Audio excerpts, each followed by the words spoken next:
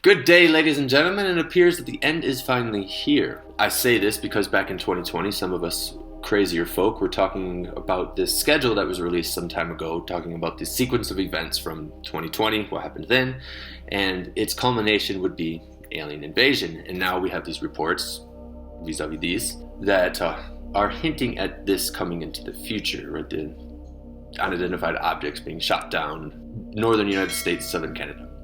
Now, if you understand how the hologram works, if you understand how the simulation works, it works off of collective belief, collective understanding, right? It is a solidification of imagination.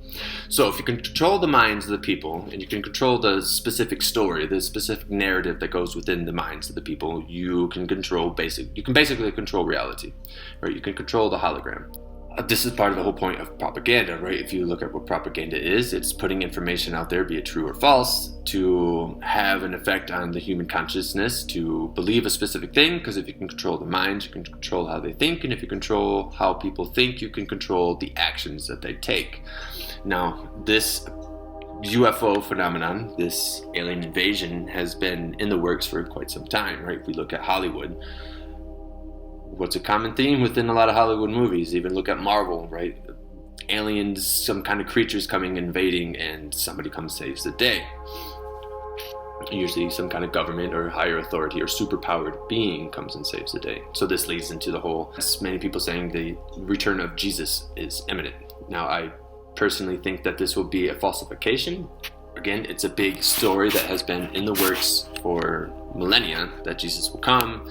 A lot of people have always attributed to the coming of ETs or some kind of UFO phenomenon, which if you look around TikTok and some of the social media, that's exactly where it's going, that this is all leading to the coming of Christ. Like I said, the manipulation of human consciousness by utilizing stories and ideas, planting seeds of possibility, planting seeds within the imagination. Now remember, reality is a solidification of imagination. So if you can plant seeds or ideas within the imagination of the people, you can influence how reality manifests. And this is highly tied to fear, right? Create a problem and offer a solution. So we create a problem of which we are overtaken by something that we cannot understand, and thus whoever comes and saves the day not naturally will have a lot of power and sway and influence amongst the people, because they've already been seeded with the idea of being fearful of these things. And when people are fearful, they become more survival dependent, their survival instincts get kicked in, and they want to seek a savior. Again, going back to the whole Jesus thing. And it's always this dependency on an external savior, all of it. And we could look at most religions and it's the same theme, right? You can't save yourself.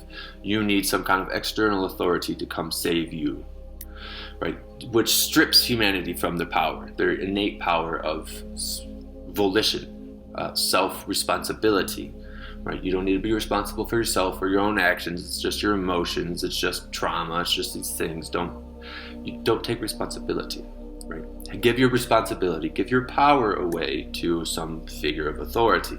All that being said, hopefully that offers some kind of understanding, and the main point and figure is to not be swayed by these things and recognize that this is all just another form of trying to manipulate human consciousness to instigate more control measures. Again, create a fearful action in which the people want to respond by relying on an authority to come save the day. The government shooting down these unidentified objects.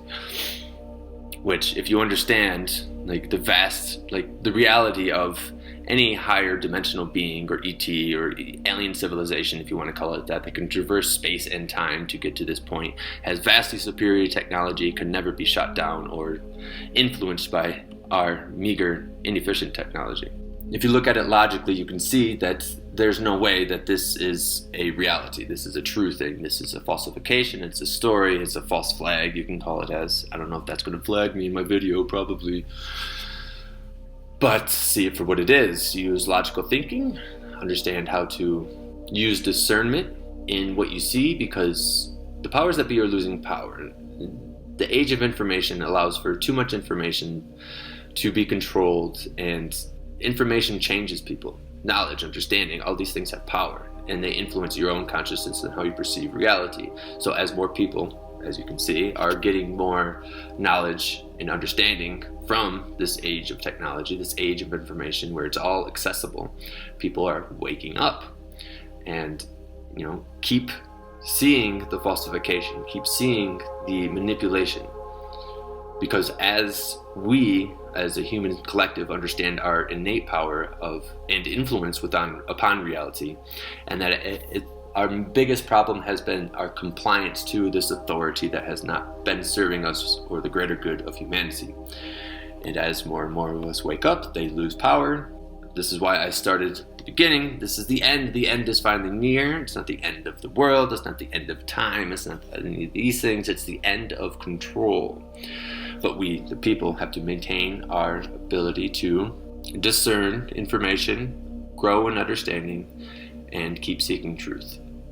And with that, great times are ahead. Just keep pursuing, keep seeking, and see you next time.